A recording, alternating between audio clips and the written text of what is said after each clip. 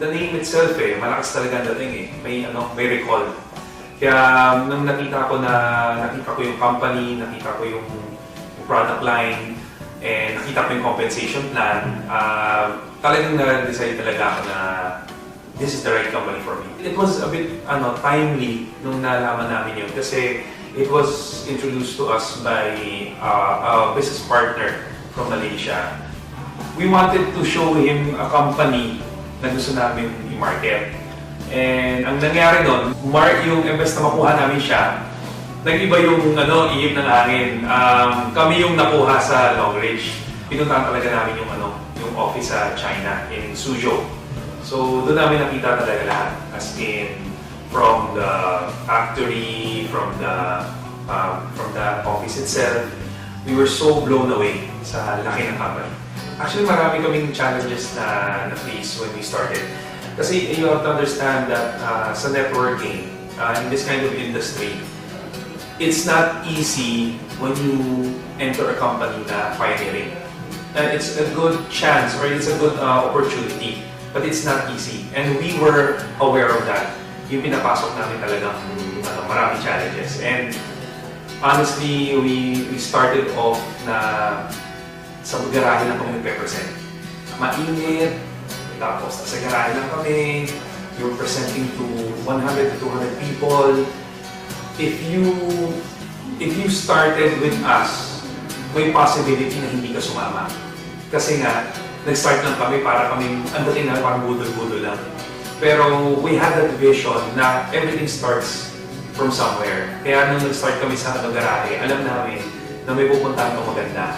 And true enough, bago matapos yung 2013, approximately around October, nagkaroon na rin tayo ng office. There are people who, to cease to believe sila.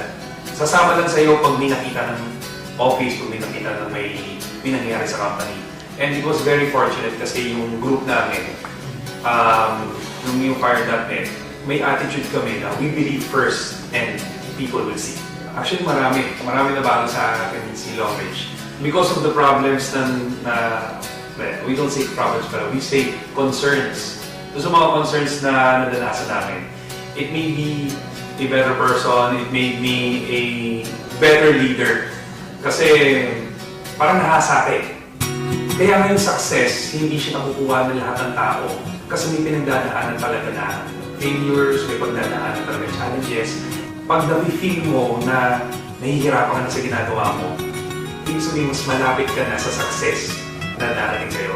So, sa akin, just move on. Move forward. Dire-diretso lang. Focus. Do what you love to do. Focus and share the business and the brand of Longreach. And believe me, success will come once that you are ready. Mag-join ka kasi baka maiwanan ka. The most painful thing in life is the pain of being left behind. So imagine mo, kami, may nangyayari ng resulta. What more kung mag-join ka pa sa amin? Honestly, there are people who still don't believe in Longreach. And I mean, whether you like it or not, even if they don't join us, we get paid. 5 years from now, definitely, we've already conquered the whole world. And 5 years from now, ang sarap kasi marami kami mga leaders, hindi na siguro nag-network sa ibang bansa, pero nagbabakasyon na rin kami. Hindi na ako kinakabahan sa coding. Kasi marami kami mga leaders, siguro lahat kami may mga kotse, may mga kanya-kanya na kami sasakyan, kanya-kanya na kami bahay.